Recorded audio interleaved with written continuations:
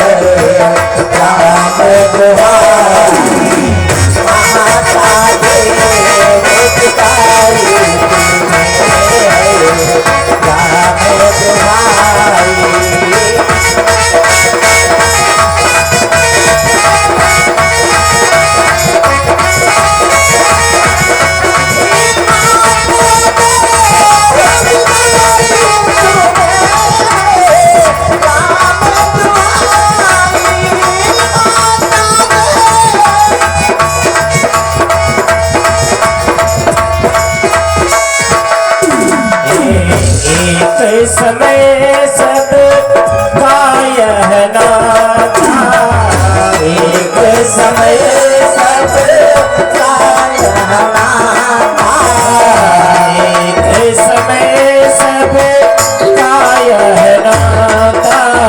तो किधर में जाई तुम्हें है राम दुहाई, माता रे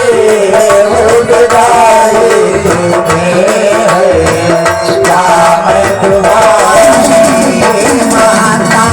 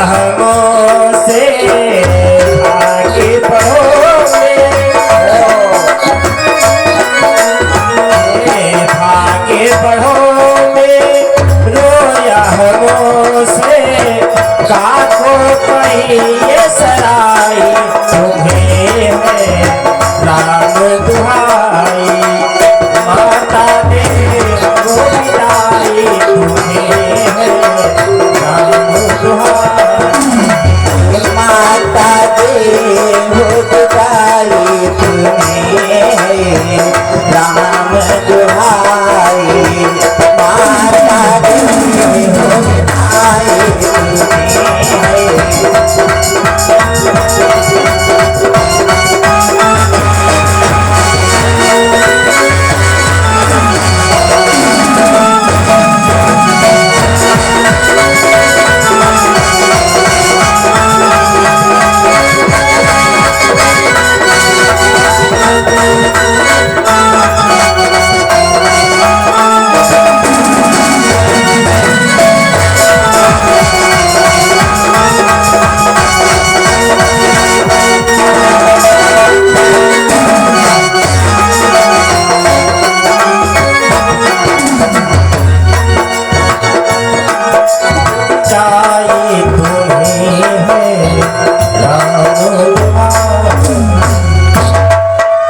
ध्रुव कुमार ने मैया से निवेदन किया, प्रार्थना किया कि हे माँ मुझे विदाई दो और मैं वन को तपस्या करने के लिए जाऊं।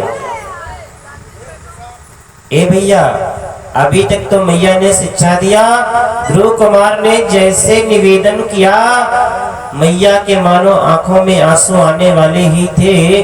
कितने वर्षों के बाद मुझे लाला प्राप्त हुआ है और फिर अब मुझे छोड़ करके जाने वाला है। माँ तो आखिर माँ होती है, वात्सल्य उसका झलकने ही लगता है। फिर भी अपने आप को रोक लिया कि यदि ये आज नहीं जाएगा, यदि ये बन नहीं जाएगा तो ये जीवन में कभी बन नहीं पाएगा। तो बनने के लिए वन में जाना बहुत जरूरी है। मैया ने विदाई देते हुए कहा, माता बोली लाडली तुम करने तप जाओ, लेकिन जाते समय का दृश्य न मुझे दिखाओ। क्यों? क्योंकि वन में जाने के लिए, तपस्या करने के लिए वैसे नियम भी होते हैं, वैसे साधना भी करनी पड़ती है। क्योंकि भैया व्यवस्थाएं बदल जाती हैं। जिन हाथों में घड़ियां होती हैं उन हाथों में घड़ियां न हो करके तुलसी की, चंदन की मालाएं हो जाती हैं। जिन उंगलियों में सोने चांदी मणियों से जुड़ी हुई अंगूठियां होती हैं उसमें कुछ की पवित्रियां हो जाती हैं।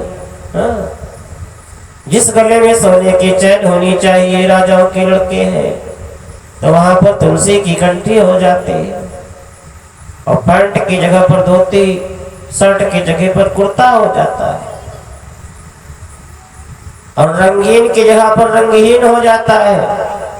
आप राजा के लड़के हैं, चाहे रेशमी वस्त्र पहने, लेकिन सन्यासी बनेंगे तो सूती ही पहनना पड़ेगा। इसलिए वनवास काल का जो है दृश्य वो मुझे मत दिखाओ और जाओ, वन में जाओ, जा करके तपस्या करना, भगवान तुम्हारी रक्षा करेंगे।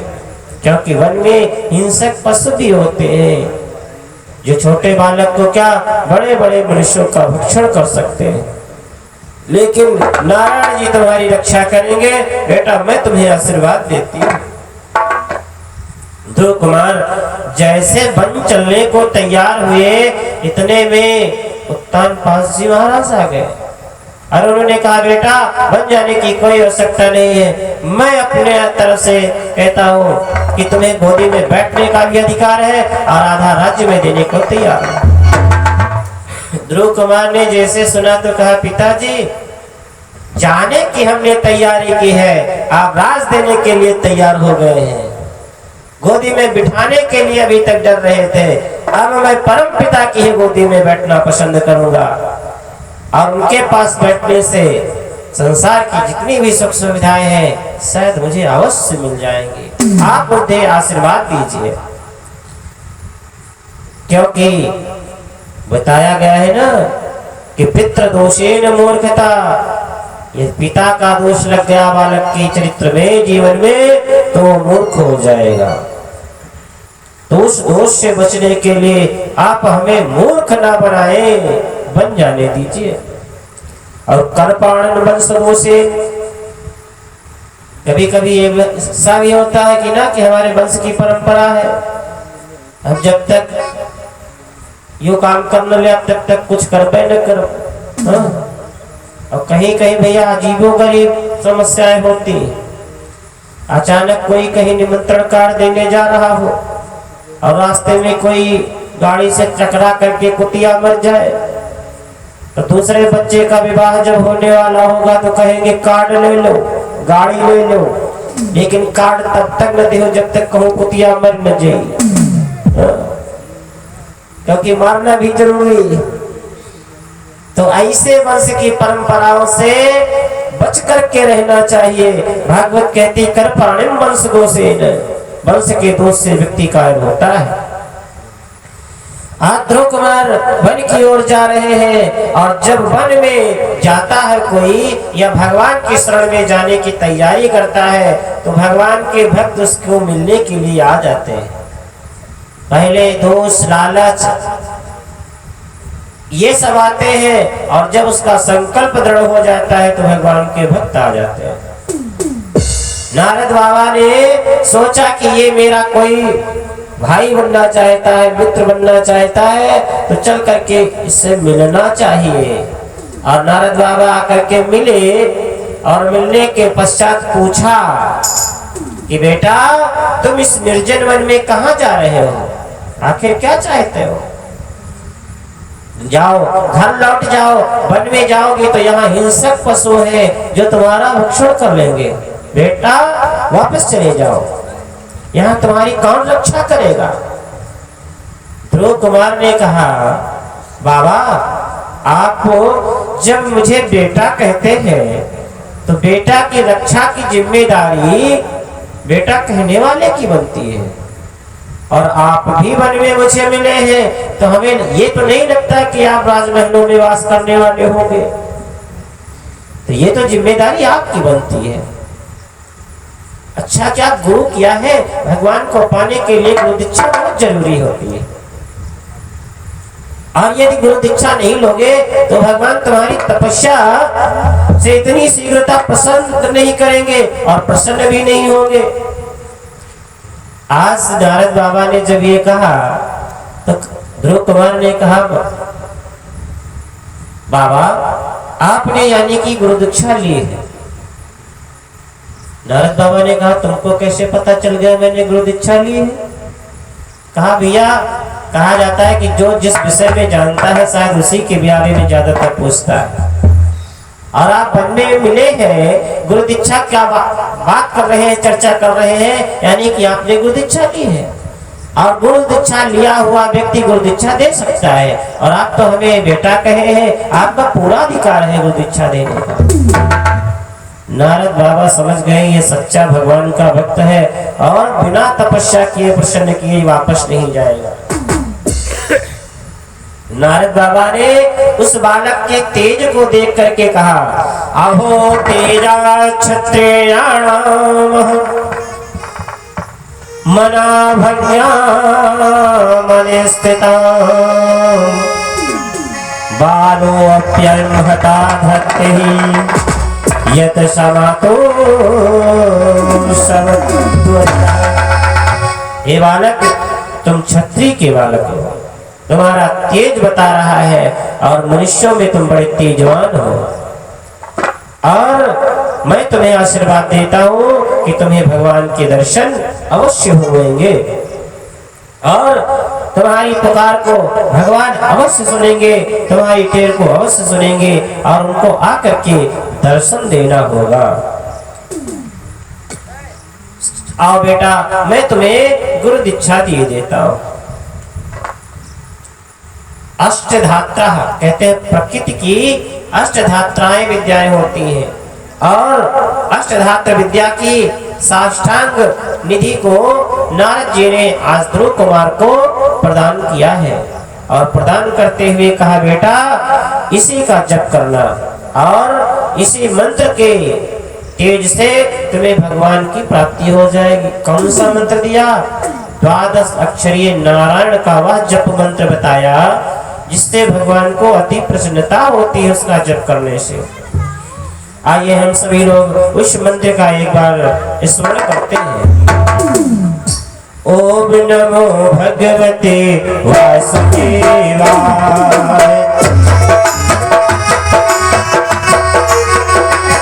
ओम नमो भगवते वासुदेवाय ओम नमो भगवते वासुदेवाय भगवते वासुदेवाय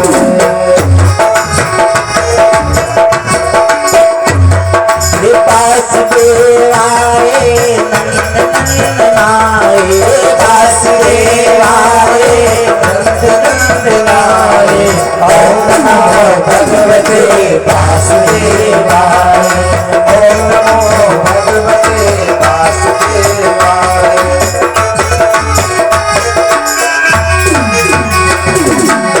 ओम नमो भगवते वासुदेवाय ओम नमो भगवते वासुदेवाय वासुदेवाय ओम नमो भगवते वासुदेवाय ओम नमो भगवते वासुदेवाय ओम नमो भगवते वासुदेवाय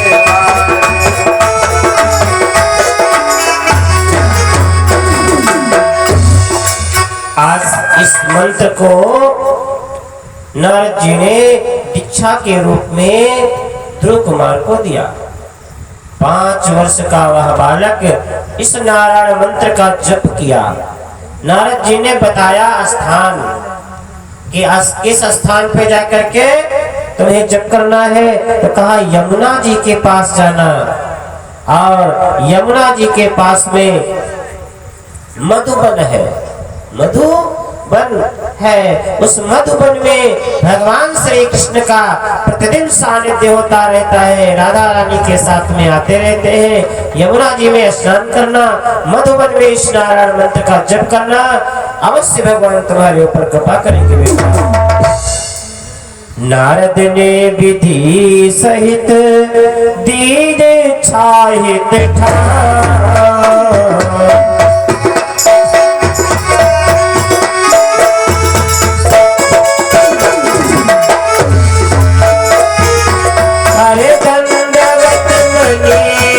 को धोने किया भया।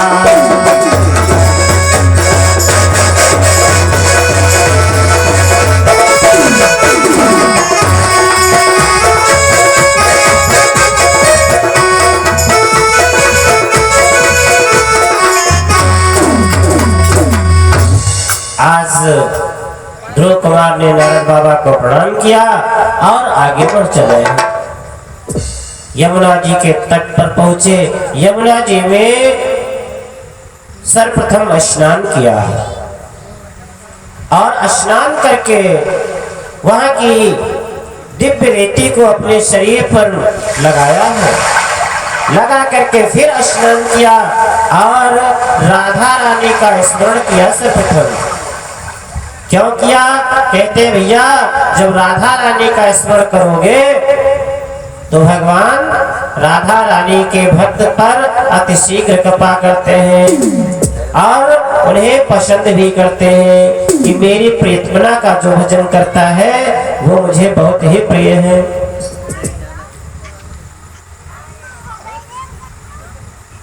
कि राधे राधे बोल श्याम आएंगे, ये तो मंत्र सबको पता है। ए भैया गैया मैया की गले की रस्सी कोई पकड़ ले हाथ में और जिस दिशा में गैया मैया को ले जाएगा व्यक्ति, उसका बछड़ा उसी तरफ दौड़ते हुए चला आएगा। और बछड़े को पकड़ लो तो गैया मैया दौड़ती हुई चली जाती है। लेकिन ये जो बैल होते हैं ना, ये तो बैल ही होते हैं, ये बछड़े को पकड़ने से पीछे नहीं दौड़ते। तो इसलिए कहा गया है कि राधा रानी का स्मरण करने से भगवान अतिशीघ्र प्रसन्न होते हैं। तो राधे राधे बोल श्याम आएंगे, आएंगे श्याम आएंगे।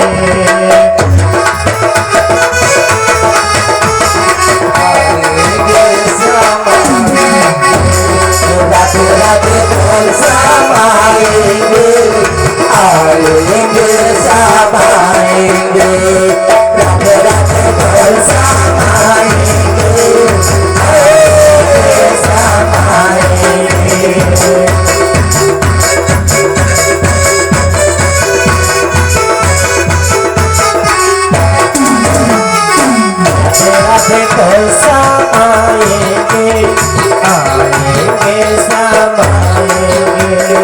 राधे राधे बोल श्याम आएंगे, आएंगे श्याम आएंगे। राधे राधे बोल श्याम आएंगे, आएंगे श्याम आएंगे। वृंदावन कहाँ दूर है, वृंदावन का दूर है, वो बरसाना कहाँ दूर है, वो बरसाना का दूर है। सब तेरी नजर का कसूर है। राधे राधे बोल श्याम आएंगे, आएंगे श्याम आएंगे। राधे राधे बोल श्याम आएंगे, आएंगे श्याम आएंगे। राधे राधे बोल श्याम आएंगे, आएंगे श्याम आएंगे।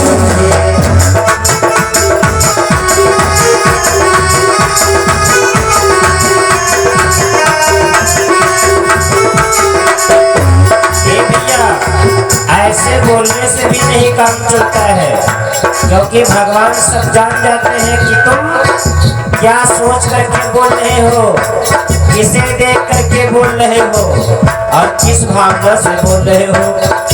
निकलेगा तेरी भक्ति का परिणाम, तेरे घर भी आएंगे प्रभु श्याम।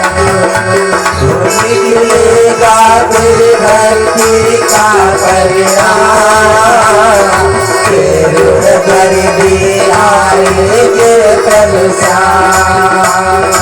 निकलेगा तेरी भक्ति का परिणाम, तेरे घर भी आएंगे प्रभु श्याम।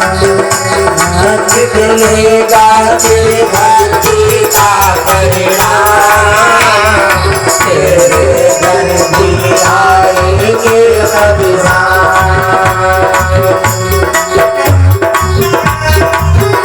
बस याद कर, बस याद कर, हरि याद कर, हरि याद कर। नायु जीवन, नायु जीवन बर्बाद कर, बर्बाद कर। जो हाथ मले रह जाओगे, जो हाथ मले रह जाओगे, बीते दिन लौट न आएंगे।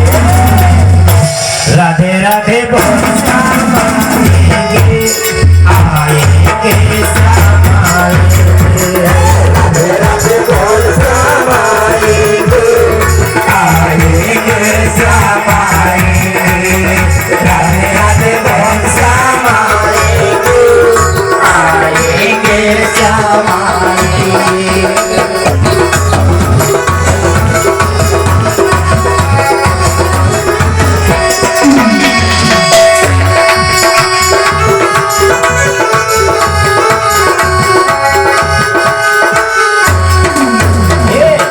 देखे कोई धर्म कर्म ना जाने, बस भक्तों के दिल की बात। देखे धर्म कर्म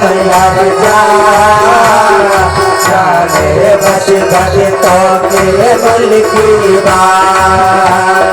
भैया कमल जी, भगवान जी के वहाँ भजन करने में धर्मा, शर्मा, विश्वकर्मा, दूत, राजपूत ये सब कुछ नहीं होता है कि पंडित जी हो तभी भगवान आएंगे। ठाकुर जी के द्वारे भी आते हैं। इसलिए ये नहीं सोचना चाहिए कि ये सिर्फ पंडित जी का ही काम है, ये सबका काम है। इसीलिए कहा गया है, ना देखे कोई धर्म कर्म ना जाने, बस भक्तों के दिल की बात। ना देखे कोई धर्म कर्म जाने, बस भक्तों के दिल की बात। वो जान ले, पहचान ले, पहचान ले। एक बार हो, एक बार हो,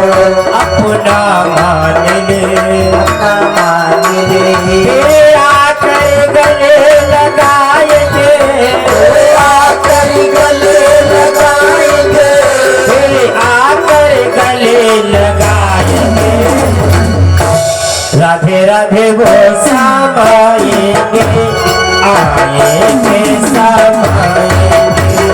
राधे राधे वो समाएंगे, आएंगे समाएंगे। राधे राधे वो समाएंगे, आएंगे समाएंगे। जय हो।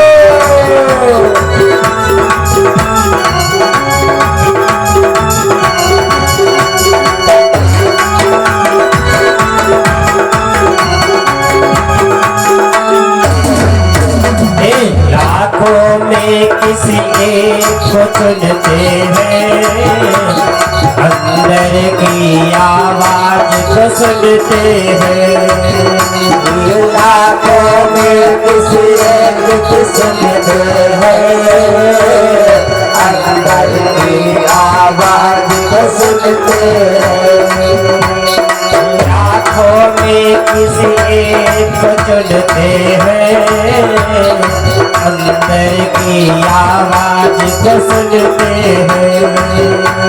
लाखों में किसी एक को सुनते हैं, अंदर की आवाज को सुनते हैं। वो जान ले, पहचान ले, पहचान ले, पहचान ले। एक बार वो, एक बार वो अपना मान ले, अपना मान ले। मेरे आकर ध्यान दिलाएंगे, वो आकर ध्यान दिलाएंगे, मेरे आकर दर्श दिखाएंगे। राधे राधे वो समाएंगे, आएंगे समाएंगे। राधे राधे वो समाएंगे, आएंगे समाएंगे। राधे राधे वो समाएंगे, आएंगे समाएंगे।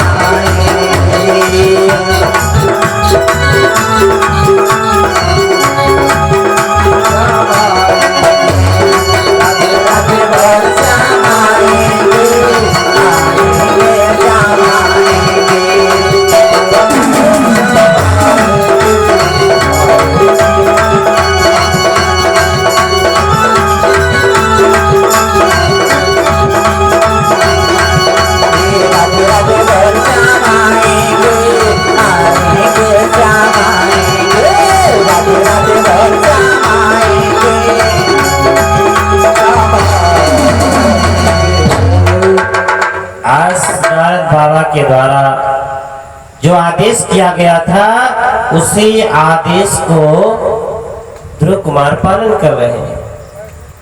ततातः गच्छ भद्रम ते यमुनास्य तटस्य शुचिः पुण्यम मधुबनम यत्रः सानिध्यम नित्य यदः हरि। जहाँ पर भगवान का नित्य प्रति सानिध्य होता है वहीं पर मधुबन में जाकर के ध्रुव कुमार तपस्या कर रहे हैं। क्यों? क्योंकि भैया राधा रानी भी आती है और राधा रानी की कृपा यदि मिल गई तो भगवान श्री कृष्ण तुम्हें अवश्य प्राप्त हो जाएंगे। और वहां राधा रानी ही नहीं यमुना महारानी भी है और यमुना महारानी में जो स्नान करोगे गोता लगाओगे तो उनकी कृपा अवश्य हो ही जाएगी।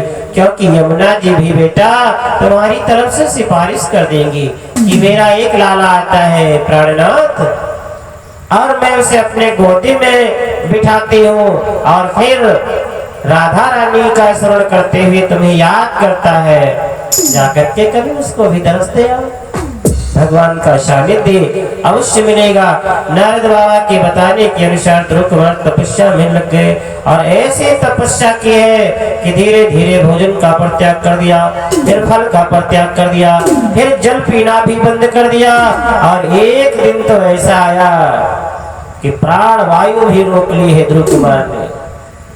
जब प्राण वायु का संधान किया तो पूरे ब्रह्मांड में हलचल मच गया। कहते समुद्र में उछाल आने लगी, नदियों का जल बहाव रुक गया, मछलियां तड़पने लगी, वायु जो बहती थी वो भी रुक गई। देवता लोग भी त्राहि त्राहि करने लगे। लक्ष्मी जी ने स्वयं नारायण को प्रेरित करते हुए कहा, स्वामी मेरा बेटा आपको बुला रहा है। भगवान ने कहा, आप कहती है तो मैं जा रहा हूं। नारायण स्वयं आकर के प्रकट हुए हैं, और जब प्रकट हुए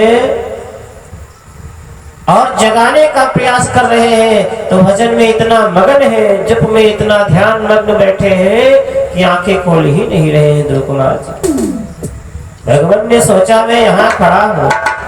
एक बात और है, कहते हैं कि जो पतिव्रता स्त्रियां होती हैं वो अपने पति के सिवा किसी को देखना भी नहीं पसंद करती।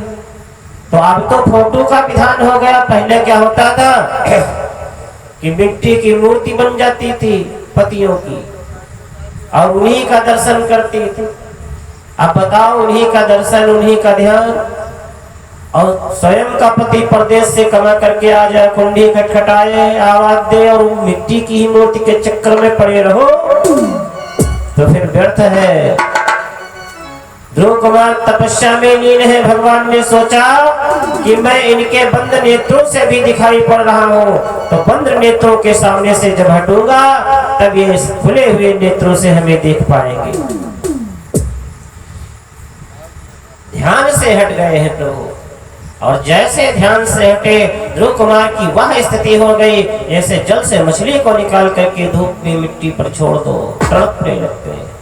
ठीक उसी प्रकार तुरंत उठकर खड़े हो गए और देखा क्या कि जिस प्रभु का ध्यान कर रहे थे चतुर्भुज नारायण का, वही आज सामने खड़े। तो सामने तो खड़े हैं, आंखें देख रही हैं कि मेरा प्रभु सामने खड़ा है, लेकिन मुंह से कोई वाणी आवाज ही नहीं निकल पा रही है कि मैं क्या स्तुति करूं इनकी, क्या प्रार्थना करूं, क्या कहूं। भगवान ने सोचा कि अब ध्रुव कुमार को थोड़ा स्पर्श शिक्षा भी देनी चाहिए। स्पर्श शिक्षा का मतलब है भैया, छूने से भी शक्ति मिल जाती है। बिजली का तार चल रहा है, बोर्ड के माध्यम से पंखे का प्लग लगाओ, हवा आने लगती है, ये स्पर्श शक्ति है। पंडित जी का तो दय थोड़ी दिए थे, आप पहुंचो तो पंडित जी पाए लगी, और मुझसे कह देना आप स्पर्श कर लो, तो स्पर्श करने की भी बड़ी शक्ति है। भगवान ने अपना जो कौमदी शंख है वो ध्रुव कुमार के गाल से लगाया, जैसे गाल से स्पर्श किया, बड़ी दिव्य स्तुति की है। भागवत पुराण के अनुसार 12 श्लोक मंत्रों से नारायण की स्तुति की है। आइए हम लोग भी थोड़ा भगवान का स्मरण कर ले। नमो निर्विकारं निराकार नित्यं निर्यद्भुतं नेति गोभक्तभक्तं।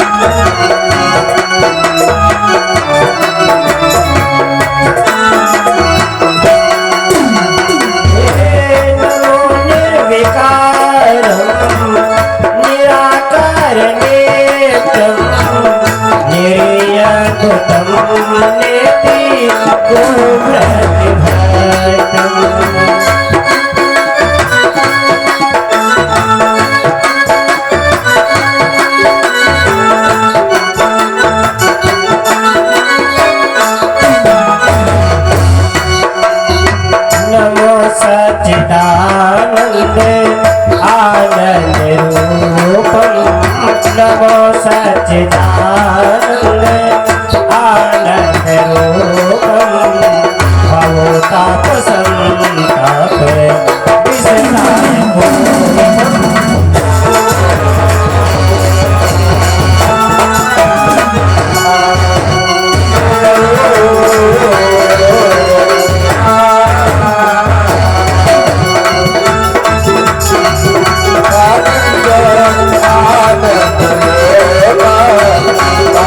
Bye.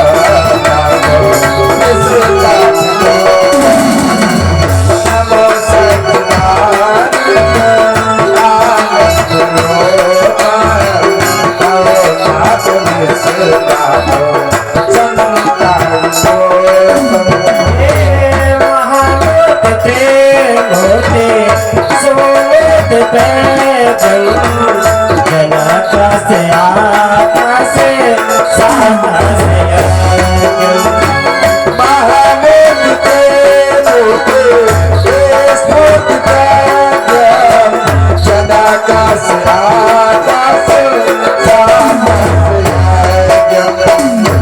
किरीटाधिराज सुशंकाधिहस्ते किरीटाधिराज सुसंगादिहस्ते मनो विष्णु देवेषु देव नमस्ते।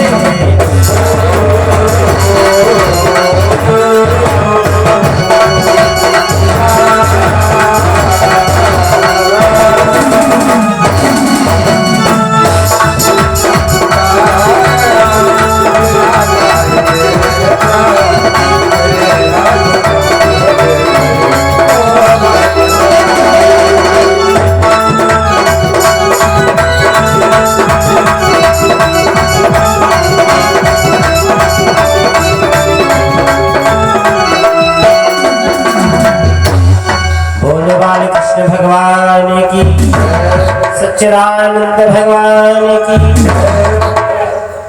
सुनकर ध्रुव की प्रार्थना द्रवित हुए कमलेश।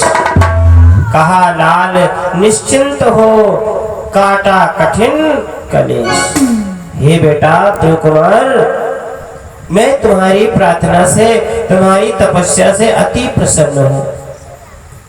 तुम्हारी जो कुछ इच्छा हो वो तुम मुझसे मांग सकते हो। तेरी शक्ति भक्ति ध्रुवता श्रद्धा अनुपम है, उत्तम है। आगे तेरा सा सुत होना भूतल पर सबसे दुर्गम है। हे बेटा, तुम्हारे जैसा ध्यानवान, तपस्या करने में निरंतरता रखने वाला इस संसार में अब दूसरा कोई नहीं होने वाला। मेरी अति प्रसन्नता है। ध्रुव कुमार ने कहा, प्रभु आप सर्वशक्तिमान हैं। आप ही मेरे अंतःकरण में प्रवेश करके अपने तेज से मेरी सुसुप्ता वाणी को चेतना युक्त बना दिया। यानी कि मेरी मूर्खता युक्त वाणी जो थी उसको आप बड़ा तेजवान बना दिया है। कहते हैं कि मेरे हाथ पैर कान त्वचा आदि अन्य सभी इंद्रियों को आपने चैतन्य कर दिया है। और इतना करने के बाद, इतना आपसे पाने के बाद अब मुझे कुछ भी पाने की जिज्ञासा नहीं, कुछ भी पाने की इच्छा नहीं है। क्या सोच करके आए थे प्रभु? सोच करके तो यही आया था कि आपकी गोदी में बैठूंगा, सो आपने मुझे बिठा लिया। अब क्या बाकी रह गया? अच्छा, क्या पाने की इच्छा से आए थे ये तो बता दिया, लेकिन क्या नहीं पाए थे? फिर क्या विचार हुआ? कहा पिताजी की गोदी तो नहीं मिली थी, लेकिन जिसको परम पिता की गोदी में बैठने का अवसर मिल जाए वो फिर पिता की गोदी को पाने की लालसा कहाँ रखता है। अब आपको जो देना हो वो दीजिएगा, अब मुझे किसी भी चीज की आवश्यकता नहीं है। भगवान नारायण ने कहा, बेटा ध्रुव कुमार जाओ, घर जाओ और घर जाकर के राज सुख भोग करो। और जब तुम्हारा इस धराधाम से कार्यकाल समाप्त होगा तो स्वयं तुम मेरे धाम को आओगे और मेरे साथ निवास पाओगे। क्योंकि मैं जिसे अपनी गोदी में बिठा लेता हूँ उसे फिर अलग नहीं रखता हूँ। इतना कुछ करने के पश्चात जब ध्रुव कुमार घर को वापस आए हैं, नगर के लोग सूचना पाते ही सब दौड़ दौड़ करके आने लगे। पिताजी ने राज सुख दिया और राज सुख पाने के बाद कहा, एक दिन उत्तम कुमार जो है उनके भाई वो शिकार करने के लिए गए और वहां शिकार के समय यक्षों के साथ में उनका बड़ा भयानक युद्ध हुआ। और ऐसा दुख समाचार ध्रुव कुमार को मिला कि ध्रुव कुमार, राजन आपका जो भाई है यक्षों ने उसका वध कर दिया है। यक्षों ने उसका वध कर दिया। जब ऐसा ध्रुव कुमार ने सुना तो तो अपनी सेना लिया और सेना लेकर के यक्षों से युद्ध करने के लिए उनके ऊपर चढ़ाई कर दी और पहुंचते ही अपने धनुष बाण से यक्षों का संहार करना प्रारंभ कर दिया। उस समय ध्रुव के पितामह महाराज मनु वहां पर पधारे और उन्होंने ध्रुव कुमार से कहा, बेटा वैष्णव लोग जो होते हैं वो किसी का संहार नहीं करते, किसी से वैर नहीं करते, वो तो सभी से प्रेम करते हैं। वैष्णव की भावना यही होती है कि सबके अंदर मेरा प्रभु है, मेरा राम है। और यही सोच करके उन्हें रहना भी चाहिए। मानस में बाबा ने बहुत ही सुंदर चौपाई लिखा है, किसी राम में सब जग जानी, करहु प्रणाम जोर जोग पानी। राम सब जग जानी, करहु प्रणाम जोर जोग पानी।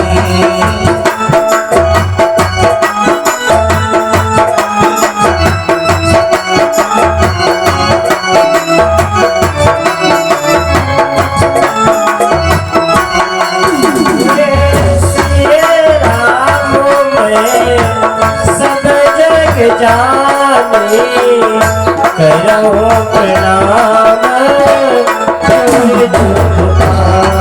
और क्या सोचा, क्योंकि हमारा जो मन है, हमारा तन है, हमारी जो भक्ति है, ये किसके लिए है? भगवान के लिए। और कब है? जब मेरे अंदर सेवा करने की भावना आ गई है, तभी तो। असयाभिमान जाय जनि भोरे, असयाभिमान जाय जनि भोरे, मैं सेवक रघुपति पति मोरे।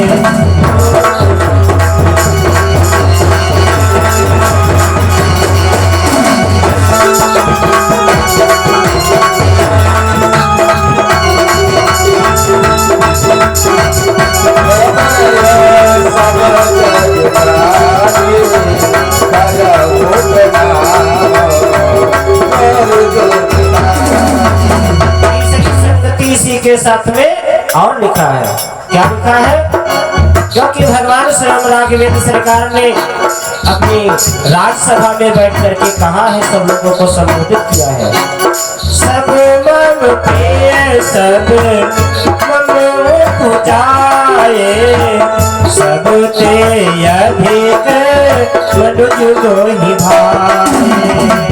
सब मम प्रिय सब मम पूजाए, सबसे अधिक मनुज मोहि भाए। तिन मोह दिज दिज मोह श्रुति धारी, तिन मोह दिज दिज मोह श्रुति धारी, तिन बाहु निगम नित्य अनुसारी।